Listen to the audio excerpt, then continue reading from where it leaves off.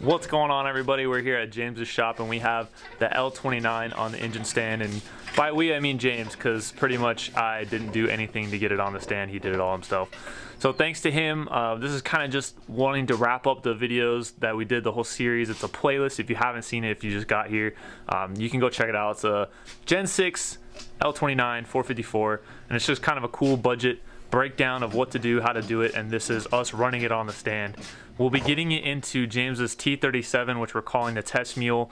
Probably, I don't know, we're not even gonna give you a time frame because the last time we did that we did poorly, so we're both pretty busy, but it shouldn't be too long.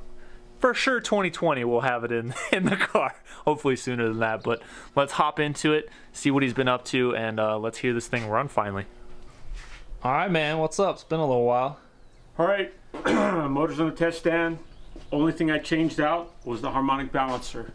So if the other footage came out, you'll be able to show it, but this is a Gen 5 harmonic balancer. Basically, it takes it from the very front of the balancer to the block. It's 3 inches. So all of your brackets, your harmonic balancer bracket, your water pump, and then your alternator, everything lines up absolutely beautiful with a long pump. A long pump. Oh, and then the measurement you meant from like the face of here to the front. To the front of this. It's 3 inches. Okay. And the Gen 5 has the same crank as the Gen 6, so it has the cutout in the back of it. You got some pretty nice pulley alignment there, nice and straight. And this one, like I said, was about $68. Came off of eBay. Okay. And then the flex plate we have on it is the factory one that came out of the motor, and then the starter's the same factory, just cleaned up. You have it on the radiator here. We put on a radiator. If I break a motor in on the stand, I'll break a cam in. I always use a hose, not a radiator, because I can keep the motor way cooler than with a radiator. But just we don't have to break the cam in, obviously, because it's a hydraulic roller. I put an alternator on it too, just so we can run it longer, and it'll charge the battery. Could put a battery charger, but this way I know everything's good, and this is all going into the car just the way it is, even the carburetor. It's the first time I've used it. I've had it for a while. It's a 950 HP with a vacuum secondary. It runs absolutely beautiful. The 950 is on a 454 or the bomb. Most people say it's not really a 950. If you go into the deep web, you know, they're supposedly closer to an 830. But for some reason Holly rates them at a 930. But whatever the case is, it runs damn good. On a 950, even like the HPs, aren't they? It's a 750 base plate with an 850 main body, pretty much. So it's supposed to be like an 830. And then you got this cool HEI. Got HEI, and make it simplistic to start. It's a known good one that I have. Then just run the water temp gauge, put it off the head. I like the head. I think it's a little more accurate, and then just a oil pressure gauge right into the back of the block where the factory location was. And then a little bit later here, we're gonna actually, either in this video or maybe the next video, we're gonna have James kind of explain to us his whole engine stand, because he built this himself. This is a homebrew engine stand, which is really rad, in case you're kind of curious about maybe building one for yourself or just actually seeing what this one's all about. And then I got really fortunate. I was at a swap meet up in New Mexico, and I found a guy with these headers that were off some form of a test stand with a big block. So I got those for 75 bucks. They fit perfect, really nice, and I like the thick flanges. Adjust the valves and prime the carb and set the distributor, and so it's more than ready to start. Hell yeah, let's get to it. Couple old pumps of gas.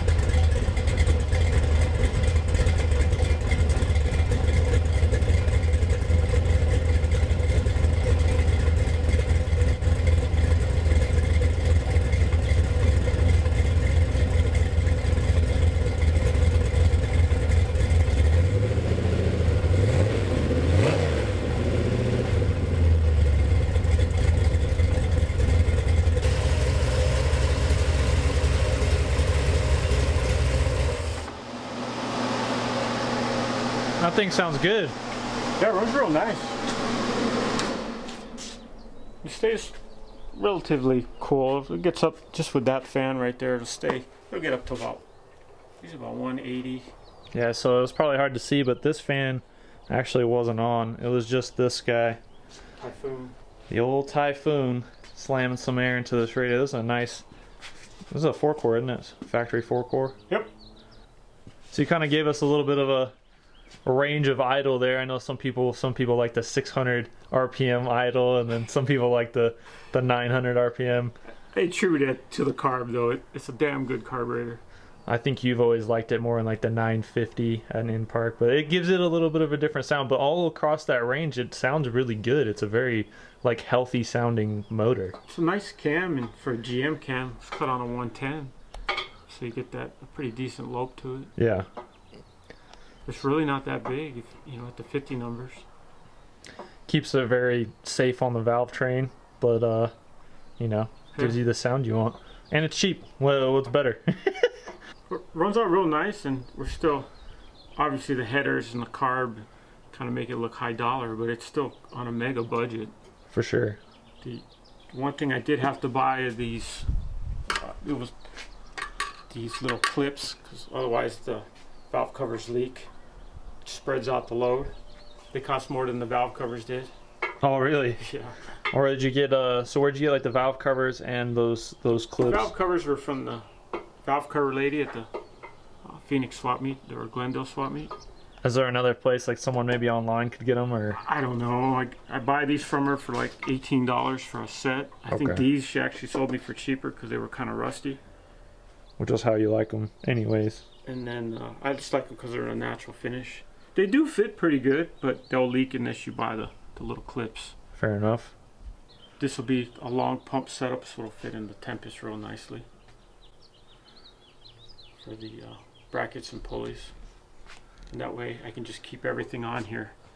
And I do run the bypass, but I put a smaller hose. But some people do, some people don't. So why do you choose to run that? Like your opinion? They said, I guess it bleeds out better, you know, to get the air out of the bottom of the block. But if you're not running a thermostat, I don't think it really matters. But I run them. I just run them. I run them anyways, but I'm smaller, just a smaller diameter hose. Real quick, we're going to talk about this stand and what all was entailed when you built it. So what do you kind of have for us on this stand here, James? It's a universal stand, so you can run a multitude of different engines. You just need the different bell housings. So this is a Chevy one. I also have a Ford one for a small block, and then I have the BOP shell also. And this one was cracked, so I just trimmed it up. Most of the ones I have were junk, so you don't want to use them in the car, so they work perfect on the test stand.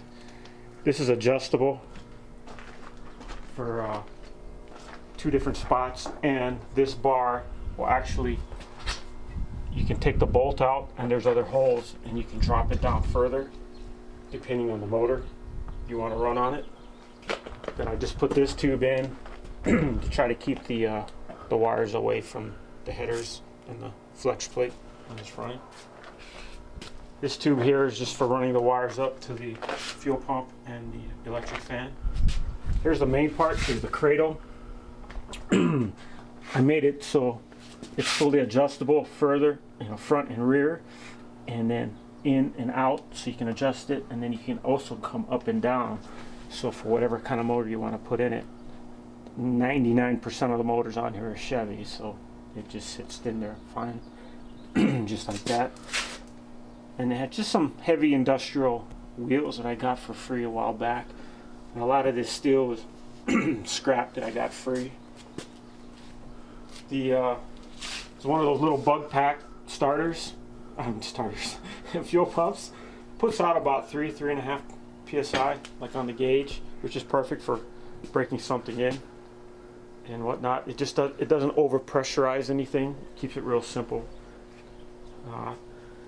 This is a Chevelle, actually 4-core radiator, a spare one that I had, and I just bolted into the top. And this is a Lincoln, the Mark 8 style Ford fan on it.